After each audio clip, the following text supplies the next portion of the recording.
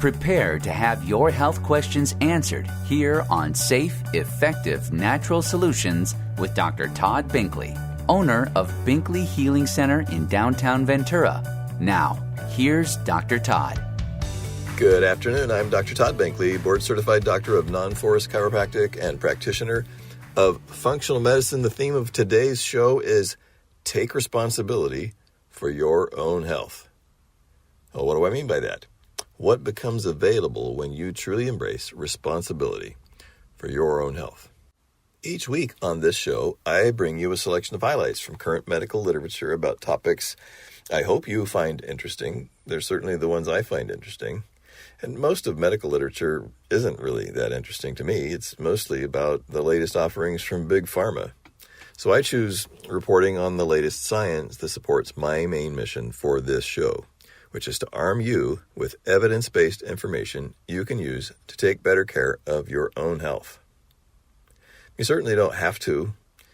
You're busy. Everyone's busy. Ultimately, time and treasure govern all of our choices and decisions. So by choice or lack of resources or neglect, far too many people choose to just say to themselves, I feel fine. Well, what does that mean? Usually it means the person saying, I feel fine, thanks, I'm in great shape, I'm perfectly healthy. The best thing to do is just ignore pesky little symptoms. They'll probably go away. And even worse, if I really need a doctor, we've got great hospitals in the area. I'll be fine. Well, I'm going to be a little facetious now, but waiting for a magician in a white coat to save your life in a crisis is not usually the best way to go. It's really popular, but it results in a lot of unnecessary pain, expense, suffering, and early death.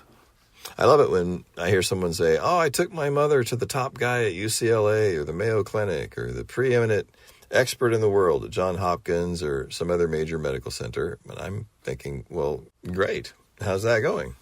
And it may be great to seek out the top best in their field, world-renowned experts, especially if no one's ever been able to even diagnose your condition. If no one can figure out what's wrong with you, then nationally recognized experts might be worth the time and the trouble to figure out something that other doctors couldn't. But here's what's missing from all these conversations in my experience. Most of the time, when patients come to see me and they tell me they've been to a dozen doctors, they've been to the best of the best, their doctors have, quote unquote, checked everything. That's a favorite phrase. I'm sorry, no doctor ever checks everything. But they've been to all these doctors, and no one's been able to figure out what's wrong with them, and no one has consequently been able to figure out how to help them. Well, that's simply never true. Most of the time, all the doctors they've been to do the same thing. They all practice standard Western medicine.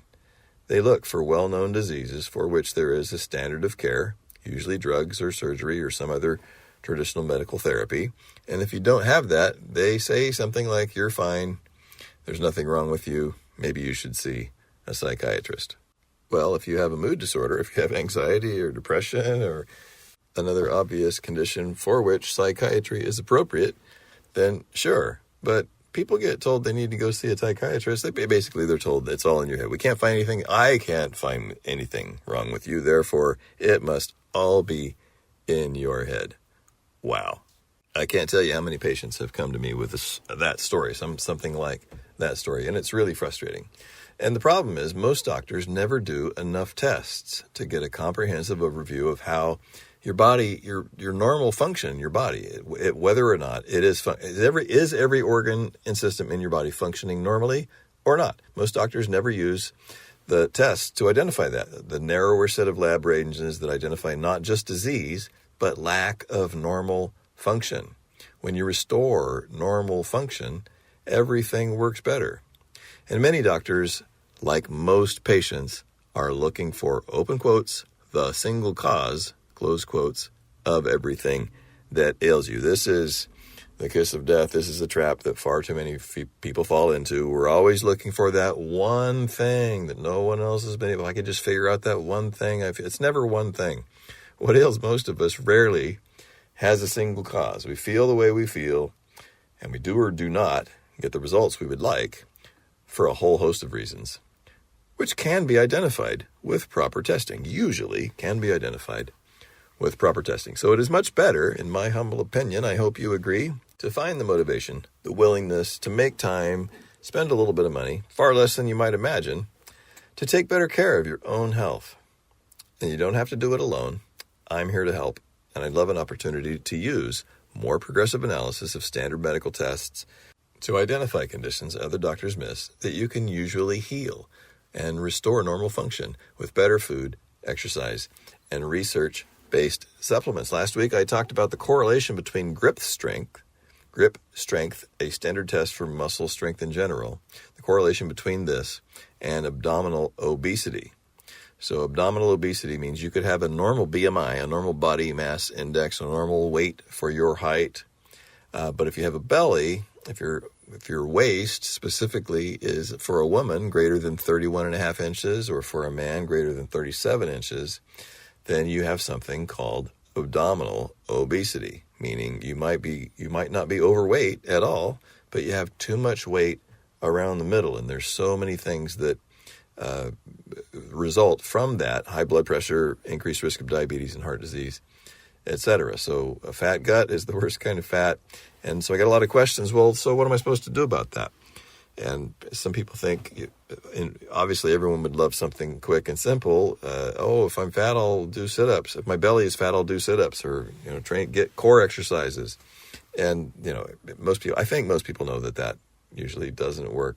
What does work, if you want to get rid of fat from any part of your body, you need to, the most effective way, in my experience, is to build and maintain muscle mass, eat fewer junk carbs, do cardiovascular exercise and weight training to build muscle mass, and for many people, time-restricted eating, restricting the time window in each 24-hour period when you eat food to 8 hours or maybe even 6 hours, and allowing your body to rest and digest for the remaining 16 to 18 hours per day. Well, what if you're already doing all of those things? This is something that comes up all the time. You've got a perfect diet. You exercise every day, or at least 3 times a week, 5 days a week, something in the range of 20 to 30 minutes, maybe even 45 minutes, 3 days a week or more. And you've got Fitbit data, your smartphone, you're monitoring everything, and you still can't lose the weight. I get a lot of questions about this all the time. So if you've done all the things that you know to do to maintain some decent amount of muscle mass and exercise, keep your heart strong, you still can't lose that belly, the first thing I think of is I recommend that you get tested for your body burden of mold, heavy metal, and chemical toxins. So last Wednesday night, I did a talk in my office, or presented some cases where I've seen some just amazing results when people finally get tested. How much of this, we're all exposed to glyphosate, the most common pesticide, Roundup, that's sprayed on fields and lawns everywhere. We're exposed to a whole host of chemicals that are in the air we breathe when the wildfires are going. It's unavoidable. We're saturated with chemicals more than ever before in human history. It's unavoidable, but we all vary in the amount of these things we're exposed to, depending on where we live, where we work, which way the wind blows. Sometimes we vary in the amount that we've been exposed to. That's obvious. We also vary genetically in our ability to excrete these toxins. So 2 people can live side by side their whole life, be exposed to the same amount of this or that, and have different experience because one is genetically more efficient at flushing that stuff out. Where our bodies are trying to flush this stuff out all the time too. It does the best it can. So that varies.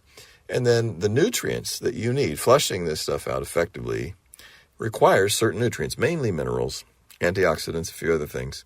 And everyone varies tremendously in whether or not they're getting enough nutrients to facilitate those normal mechanisms of excreting toxins. So all of these things can be identified with proper testing.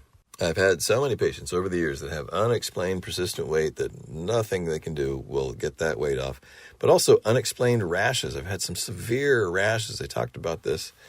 I do this in the lecture talk. People that have just had, I had a man, first one that comes to mind is a man that just had severe, just oozing pink rashes over his entire forearms and both hands, on his neck and back, that had been going on for several months. He'd been to several different well, 2 or 3. Everyone says, I've been to everyone. I think he went to 2 or 3 different dermatologists. He tried all the standard topical ointments, cortisone, steroids, and everything, and nothing helped. And I did some toxin testing on him, and I said, it's going to take probably 4 months to completely flush out, not even completely flush out, to flush out enough of these toxins that it's going to stop burdening your skin. Your skin is an organ of elimination. If you know someone who has a rash that nothing has been able to help, it's often, in my experience, because your skin is an organ of elimination. When you sweat, your body, that's one of the ways your body flushes out toxins that it can't flush out through the colon or the kidneys. And if it's struggling with that and it's something particularly toxic, that's going to irritate your skin and can often cause a rash that nothing else will help. So this man who had just these pustulant, oozing, disgusting rash all over his hands, slimy. I think you get the idea. And he was, obviously really, really frustrated. And I told him, this is a really bad condition you have, one of the worst ones I've seen. We're going to be able to help it because we've identified these toxins. We're going to help your body flush out, excrete these things safely and efficiently, but there's no fast way to do it. It's going to take 4 months. Well, 2 months later, he came and says, I've been doing everything you tell me. It's hardly changed at all. It's just, I'm going crazy here. What are you going to do for me? And I said, I told you when you came in, it's going to take 4 months. You're going to have to be patient. It's going to help. I promise. It's going to help. He had been coming to me a long time before for other things. So he did trust me, and he held out. 4 months later, a little over 4 months, around 4 months later, maybe a little before, a little after, somewhere around then, it was a few years ago, the rash was completely gone. And that's been several years ago. I've spoken to him a few times since. He moved to another state, and it's never come back. So if you have a family history of certain cancers, exposure to many toxins can increase your risk of those things. And the stress they impose on your immune system can make any fight with cancer more difficult. And most doctors never test for toxic exposure. They might, if you go and say, oh, I was exposed to lead or mercury at work, if you have a known exposure, an acute exposure, it just happened recently, they'll do a blood test to see if you have mercury in your blood or lead or arsenic, etc. And if you have an acute exposure to glyphosate or other pesticides or benzene or industrial chemicals, anything, something at your work, it will show up on a blood test if it just happened. But most people are totally unaware of when they've been exposed to any of these things. And the symptoms don't show up till years later, decades later. It's much more common for people to have low dose exposures to these things over many, many years. And your body is very good at flushing most of these things out through the kidneys and the colon as best it can. But what it can't flush out gets shoved into fat cells just to get it out of circulation. If it can't flush this stuff out, this is a protective mechanism. If your body can't get this, if you can't get that stuff out of circulation, then it's constantly floating around, round and round, saturating your entire body, all of your cells, your brain, irritating your brain, stressing your immune system. So the defense mechanism is to get it out of circulation as best it can. If it can't excrete it, shove it into fat cells. At least that'll take it out of circulation. So your body does that as a protective mechanism, but then unfortunately, those toxins remain stored in your fat cells indefinitely, forever. And so the best way to test this long-term exposure is with a urine test. Heavy metals, chemicals, like the stuff we breathe in the air, industrial exposures, pesticides, fertilizers, urine test is the best way to test that. Mold, toxins, if you've been exposed to mold, say you lived in some place. I had another patient who said, oh, yeah, no, I haven't been exposed to mold. Oh, well, wait a minute. He came back later and he said, oh, yeah, when I moved out of this place about 10 years ago, we moved all our boxes out of the garage. There was all this mold behind the boxes, trapped between the boxes and the wall. And I said, how long have you been living there? Oh, yeah, it's like 2 or 3 years. So that was every time he was driving in and out of his garage, he was breathing in mold spores from that mold that he couldn't even see. And you usually can't see it. You see a little tiny speck in your bathroom breaking through the drywall, and you get hopefully get somebody in that knows how to take care of that stuff. They'll open up the wall, and the cells, the space between the studs and the drywall is full of mold.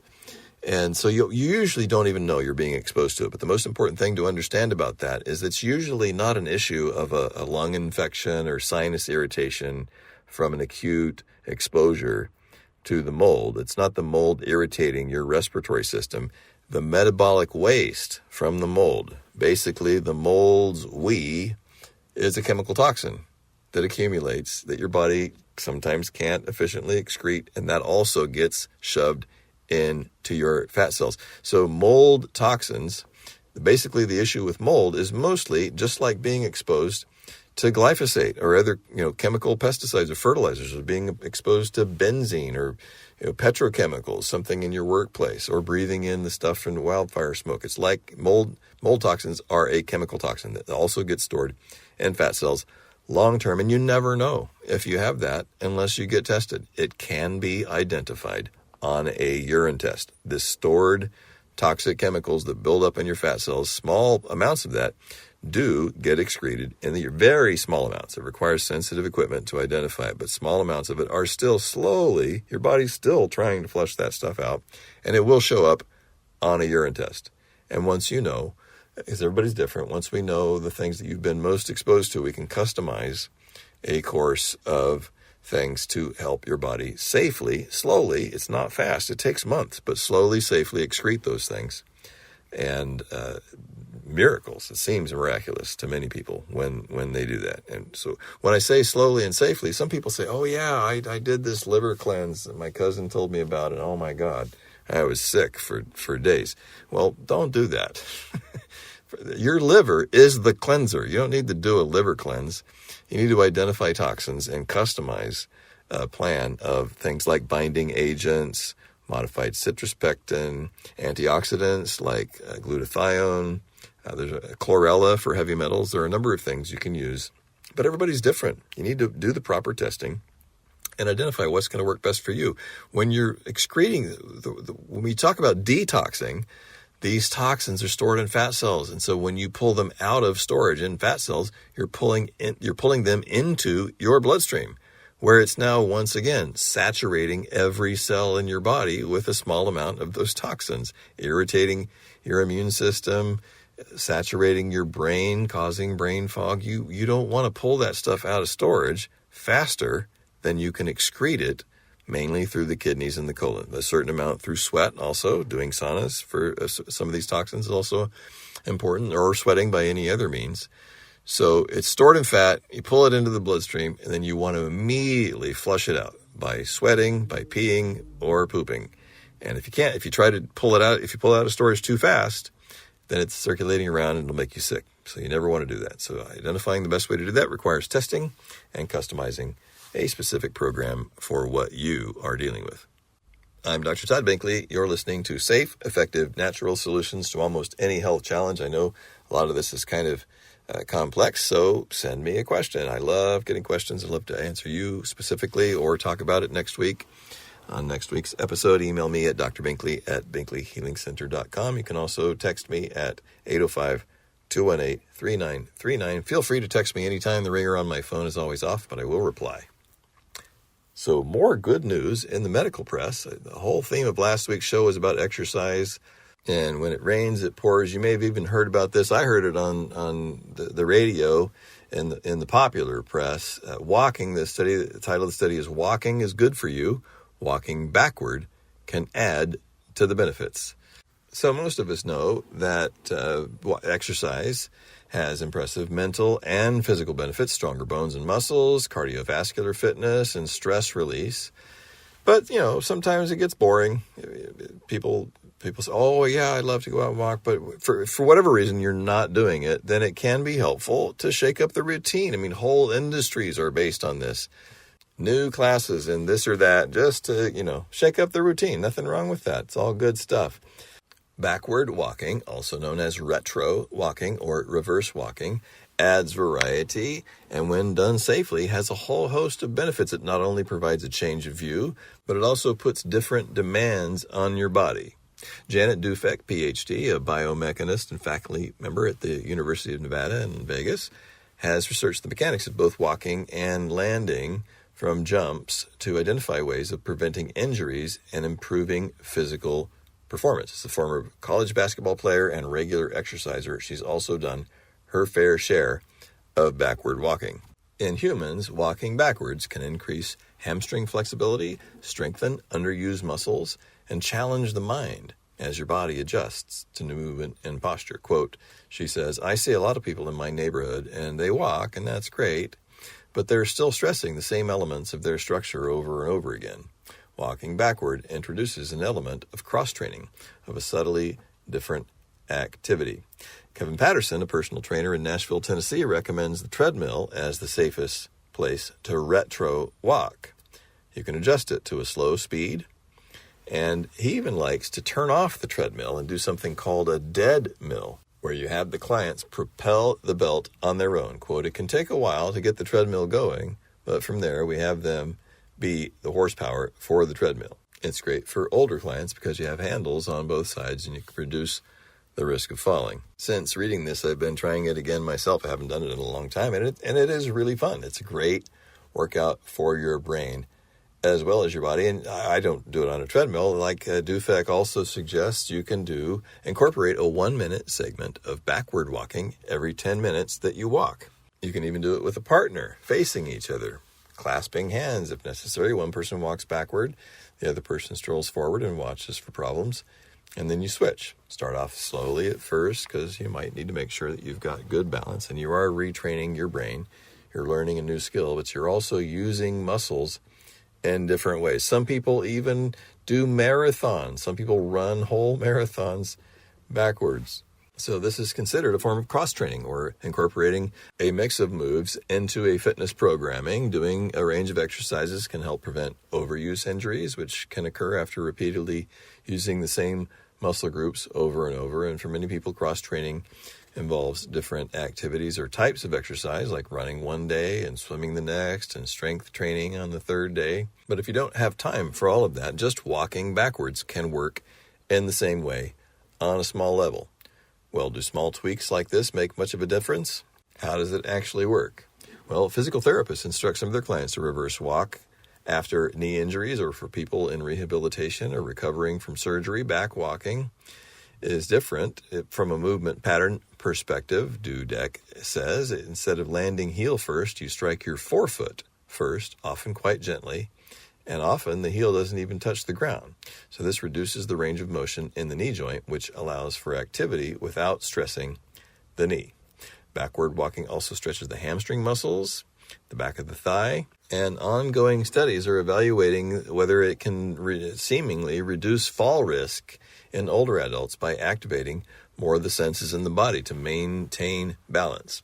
So there's nothing unnatural about backward walking. In fact, backward running is a key skill for top athletes, basketball players, soccer players, American football players, particularly the defensive backs, do it all the time. Let's see if I can get to one more question I had from last week. How do you build muscle mass? This person was asking about their father who's frail and obviously he's not going to go to a gym, can't. What's the simple way someone older or just someone who maybe even just isn't going to go to the gym and wants to know a quick exercise that anyone can do at home to build and maintain muscle mass? Well, the quadriceps and other leg muscles in your thighs are the biggest muscles in your body.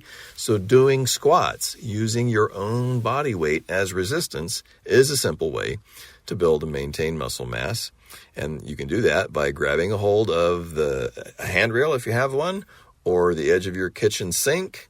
Or if you have in your kitchen, you can open a drawer in your kitchen and reach up under the cabinet and grab a hold of. You need grab a hold of something secure, and then simply squat down and squat back up. Most people do this too fast. You want to squat down really slowly. People are fine with that, but then they usually jump back up. So you want to squat down slowly and really slowly bring your weight back up. That slowly coming back up is what makes most of the difference. A simple way to increase muscle mass. At the same time, give me a try, shoot me an email or a text, let me know how it's going. Shoot me any questions you have, other things you'd like to hear about on this show. Thank you for listening. Have a fantastic weekend. You've been listening to Safe, Effective Natural Solutions with Dr. Todd Binkley. If you have a health question you want discussed on the show, email your health questions to Dr. Binkley at BinkleyHealingCenter.com. Take advantage of this opportunity to ask questions for yourself and for your loved ones, because our health matters. Join him next Friday at 2 p.m. for Safe, Effective Natural Solutions here on 98.3 FM, The Word.